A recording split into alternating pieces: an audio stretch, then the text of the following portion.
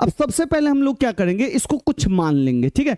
तो हम मान लेते हैं कि ये जो है ना x है, तो x बराबर, चलिए हम इसको कुछ मान लेते हैं, तो x बराबर मान लिए 0.3 बार, ठीक है। और इसी को थोड़ा ढंग से लिख देंगे 0.33333 ऐसे ऐसे ऐसे करके होता रहेगा, ठीक है बच्चा। इस तरह से हम लिखेंगे।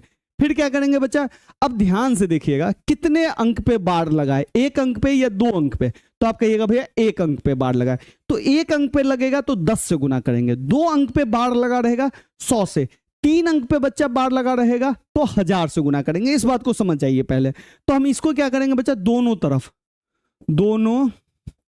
तरफ 10 से गुना करने पर, 10 से गुना करने पर, ठीक है बच्चा। अच्छा, जो बच्चे इंग्लिश वाले बच्चे वो ध्यान रखिएगा, मल्टीप्लाई बोथ साइड बाई 10 कर दीजिएगा, ठीक है। अब इसको 10 से गुना करेंगे बच्चा, तो अब तो जानते ही हैं 10x होगा, क्योंकि x है बच्चा, 10 से गुना कर दीजिए 10x हो जाएगा, खत्म, ठीक है। अब इसको 10 से गुना करना है। अब देखिए बच्चा, जैसे अगर 3.456 रहता और 100 से गुना होता तो क्या होता, 3 4 5 6 आता, दशमलव यहाँ है तो ये आ जाता यहाँ पे इसके पास, ठीक है बच्चा। तो इस तरीके से हमारा क्वेश्चन बन जाता, ठीक है बाबू लोग। यहाँ पे देखिए 10 से गुना कर रहे हैं, तो 10 से दशमलव यहाँ है, तो ये दशमलव कहाँ फिक्स होता है, यहाँ पे आता, तो ये हो जाता 3.3333 आता ही रह जाता, ठीक है बच्चा। देखिए अब ये हो गया बच्चा, इसको मान लीजिए आप समीकरण 2, ठीक है। और इसको जो आपका पहला x था इसको मान लीजिए 1।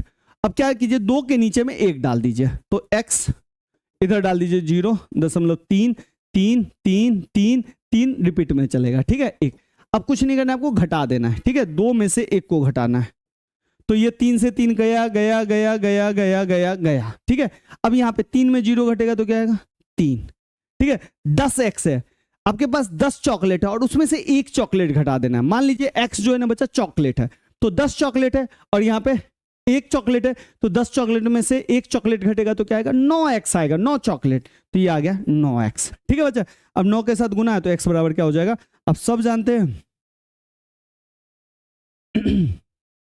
क्या करेंगे बच्चा, कुछ नहीं करेंगे भैया, x 9 गुना में 3/9, खत्म। अब इसको काट दीजिए, 3 एकम 3, 3 तिया 9, यानी कि फाइनल आंसर आ गया x बराबर 1/3, जो कि हमने भाग दिया था और इसी तरीके से हम लोगों ने निकाला था।